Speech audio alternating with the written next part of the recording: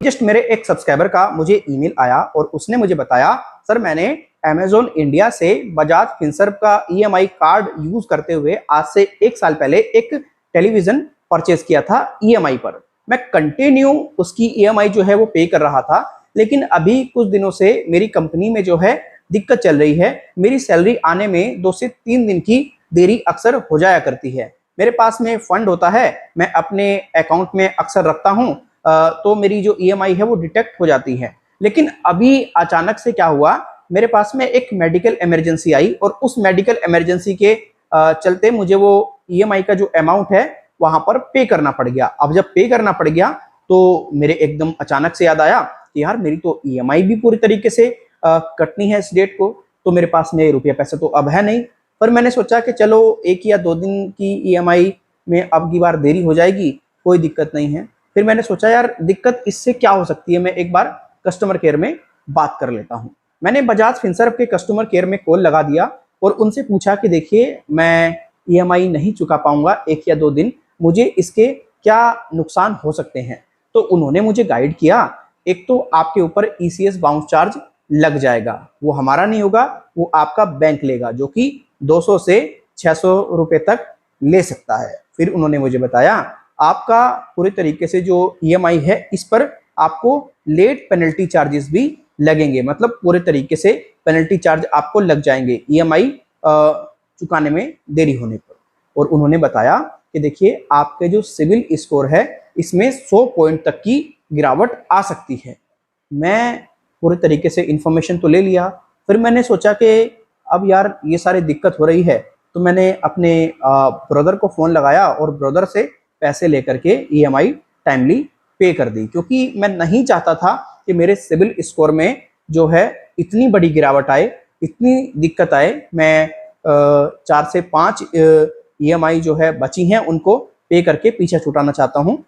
मैं किसी प्रकार के लफड़े में नहीं पड़ना चाहता। अब आप थोड़ा सा करेक्ट कीजिए इसमें, अगर ईएमआई चुकाने में 1 या 2 दिन की देरी होती है तो सिविल स्कोर के जो पॉइंट हैं वो कितने गिरते हैं, क्या 100 गिरते हैं, क्या 50 गिरते हैं, क्या 200 गिरते हैं, क्या 30 गिरते हैं, क्या 35 गिरते हैं, पूरी डिटेल में इंफॉर्मेशन प्रोवाइड करा दें एक वीडियो के माध्यम से तो बहुत अच्छा होगा।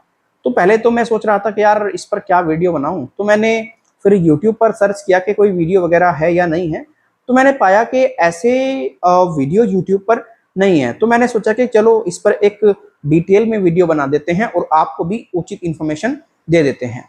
हालांकि वीडियो बनाने से पहले मेरे पास में भी ये इन्फॉर्मेशन नहीं थी, मैंने भी आज तक इस बारे में नहीं सोचा। तो मैंने सोचा कि यार इस इन्फॉर्मेशन को मैं करेक्ट कैसे करूं, तो मैं इंटरनेट पे गया, गूगल पे, तो काफ़ी चीज़ें मैंने सर्च की, बट कोई खास उचित रिजल्ट नहीं मिला। फिर मैंने मेरा एचडीएफसी बैंक में एक अकाउंट है, तो मैंने वहां पर बात की, तो उन्होंने भी कोई खास रिस्पॉन्स नहीं दिया। उनका यही कहना था कि अगर आपका कोई लोन वगैरह चल रहा होगा तो हम इन्फॉर्मेशन दे देंगे, भाई आपका कोई लोन ही नहीं चल रहा। फिर यार मेरे समझ में नहीं आया कि मैं कहाँ से इसकी उचित इन्फॉर्मेशन लूँ। फिर मेरे दिमाग में एक आइडिया आता है, जो मेरे साथी मित्र हैं उन्होंने बताया यार तुम सिविल स्कोर में डायरेक्ट कॉल करो।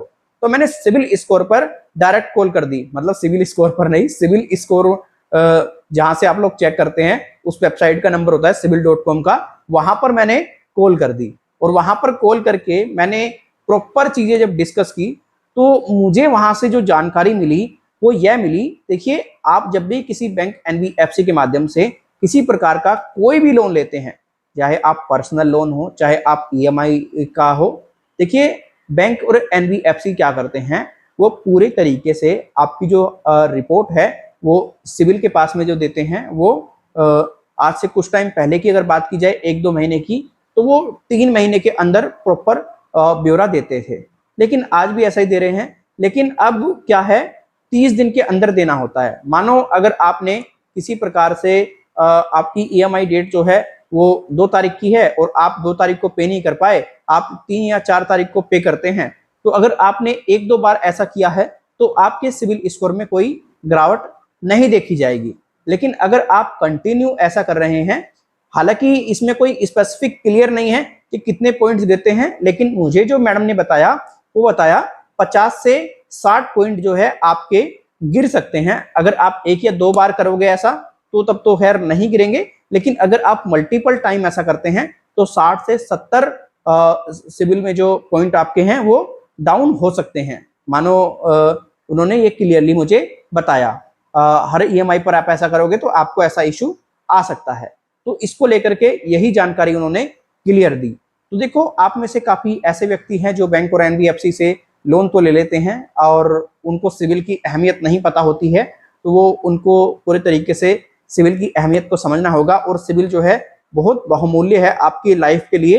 हो सकता है अभी आप 24-25 साल में हो, 23 साल में हो, आपको इतना नहीं पता हो, लेकिन जब व्यक्ति जैसे जैसे आगे बढ़ता है तो जरूरतें जो है उसकी बढ़ती चली जाती हैं और उसको पता भी नहीं होता कि लाइफ जो है वो किस करवट जाकर के बैठेगी। तो इसीलिए कभी आप ऐसा कार्य ना करें जिससे कि आपको पछताना पड़े। आपको आपका सिविल स्कोर बचा करके रखना चाहिए, क्योंकि देखिए फ्यूचर बहुत बड़ा है। और अगर आप 25, 23 या 24 की उम्र में है तो आपको भी फ्यूचर के बारे में इतनी जानकारी नहीं है। तो इसीलिए आपको पूरे तरीके से सारी जानकारी रखनी चाहिए। तो मुझे भी कुछ सीखने को मिला और मैंने भी इस पे यही पाया कि अगर लोन चुकाने में, जो लोन की ईएमआई चुकाने में अगर 1 या 2 दिन की देरी होती है तो कोई इस पर 200 सिविल स्कोर नहीं घटता है, कोई 300 सिविल स्कोर नहीं घटता है, कोई 100 सिविल स्कोर नहीं घटता है। बस आपके 60 से 70 पॉइंट गिर सकते हैं अगर आप मल्टीपल टाइम ऐसा करते हैं। मुझे जो जानकारी दी है ये सिविल.com के कस्टमर केयर ने दी है, ये मेरे पास में कोई जानकारी नहीं थी। मैं फिर भी आपको एक बार क्लियर करना चाहूंगा। आप अपने स्तर से सिविल कस्टमर केयर पे बातचीत कर लीजिएगा, आपको भी उचित जानकारी मिल जाएगी। वैसे जहां तक उन्होंने बताया होगा सही बताया होगा, मैं तो ये मान करके चल रहा हूं। अब देखो, आप में से काफी ऐसे व्यक्ति हैं जो परेशान होते हैं और रिकवरी एजेंट भी काफी बार ऐसा करते हैं कि आरबीआई का ये रूल है, आरबीआई का ये 2024 में नियम है, आपका अगर 2 दिन ईएमआई चुकाने में देरी हुई तो 200 पॉइंट तक सिविल स्कोर गिर जाएगा, 100 पॉइंट तक सिविल स्कोर गिर जाएगा। ऐसा नहीं होता यार, ये तो सब फालतू की बातें होती हैं।